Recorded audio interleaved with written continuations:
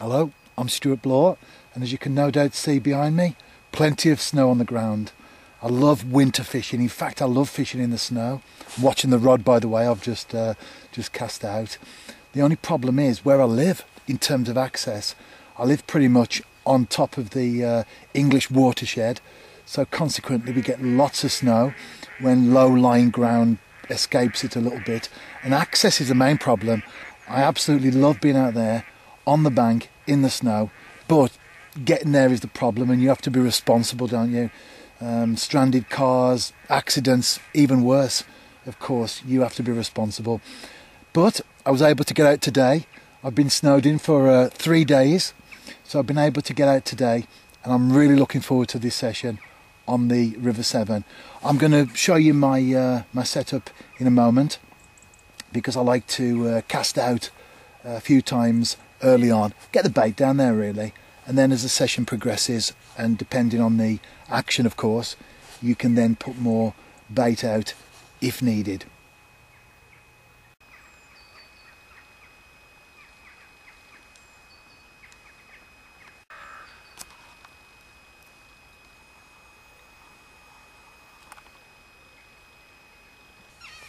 As you can see there, got a cage feeder. It's a running feeder there, it's not fixed at all. And I'm filling that with some bread, just ordinary mashed bread. Got that out my freezer today. If you do have a baked freezer, old scraps of bread, there's maybe a few pieces in the loaf have gone stale, put them in your freezer, come in handy for this sort of thing. And then got some maggots, so I'm fishing to start with, putting some bread in the feeder, putting some maggots in, and then I'm fishing 4 on a size 12 hook. I've also got some brown crumb as well for later. Maybe top the bread up a little bit, and then perhaps again, see how it goes. I might switch to a larger hook and a piece of bread. I've had success on the river for chub with bread on a bigger hook. So again, just see how it goes. That's the exciting thing about fishing, isn't it? We don't know what's in front of us. We plan, and I've certainly done my preparation. That's important. Don't just turn up and cast out. I've thought this session through very carefully, got all my plans in place, but ultimately we don't know what's in store for us, so let's see.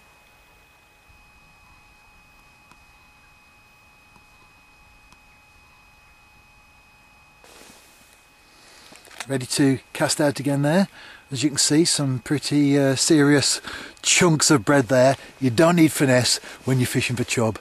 They'll soon gulp that down. When you look at the size of the chub's mouth, and certainly look at the back of the throat when they've been feeding, they'll certainly take bread. Don't need to break it down to tiny little pieces.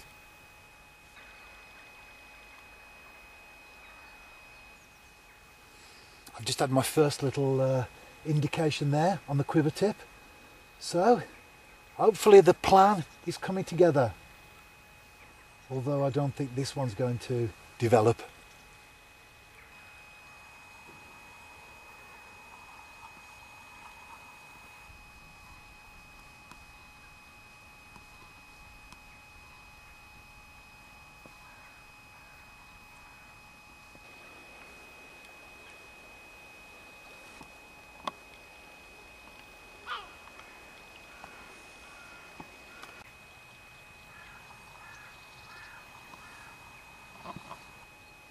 As you saw there, and I'm actually watching it while I talk, my isotope.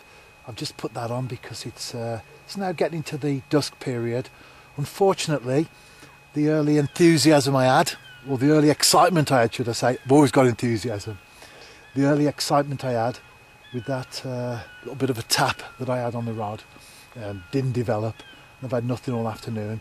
But what I have decided to do, I said earlier I was thinking of moving to a piece of bread and a large hook later on. I've decided to stay with the maggot approach. Sometimes you need to change. Something's not working. Other times you just feel that it will come together, and I feel like that. I feel I should stay with the maggot approach. I've got a fairly short hook length. You saw the cage feeder earlier. Fairly short hook length. I've got an ESP rig boom on there. It's plastic, but it sinks really well. I use it very much for still water roach fishing, but I've decided to go with that today, and I'm confident. I'm confident.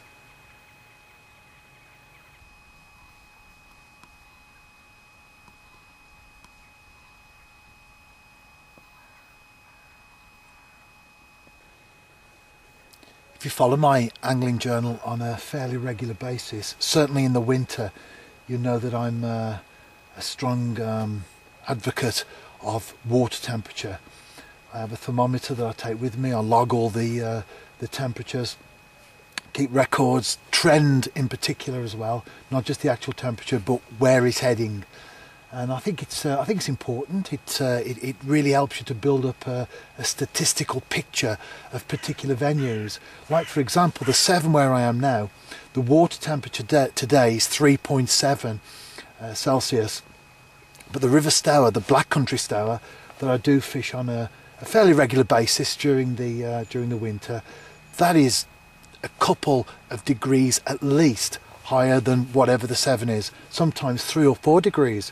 And that's why it's such a good winter venue, because of the temperature. Now, if you didn't take a thermometer and keep temperatures, you wouldn't know that.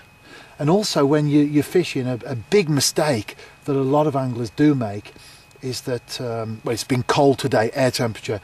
It's been minus even at the height of the afternoon. But now that we're into dusk, it's certainly dropping off, and it will be seriously into minus figures once it gets dark. And that's when a lot of anglers pack away, because they make the statement, it's cold now, you won't catch anything, the fish will stop feeding and all that sort of thing. But as I'm always promoting, not banging the drum, rather emphasizing the point, that I'm always promoting the fact that water temperature doesn't move at the same rate that the air does. So that 3.7, the chances are it'll still be 3.7, 2, 3, 4 hours even into dark. And what often happens is that cloud cover comes over, and it might even raise it by 0.1, 0.2, 0.3 even. I've known that during night sessions. And I think that's important, because it might be a end of the day sort of thing, and you're thinking, well, I'll knock it on the head now. But you notice that the temperature is starting to climb, just very slowly, but fish will respond to that, obviously.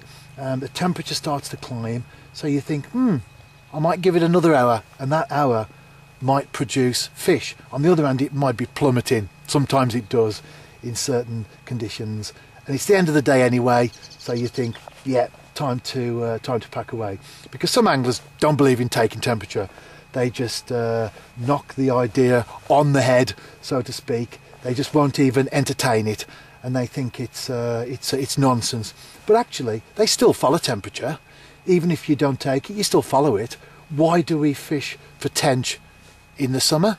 Why do we not fish for carp off the surface in January? The reason is quite simply temperature. It's not wind direction. It's not other conditions. It's temperature. That's what we do. It just means that those of us that do take our temperature and keep notes and records, and we're able to get a greater insight into what's going on, it just means that we're one step ahead, so we don't have to guess. So you could be here today and you could put your hand in the water and think, that's cold. But how cold is cold?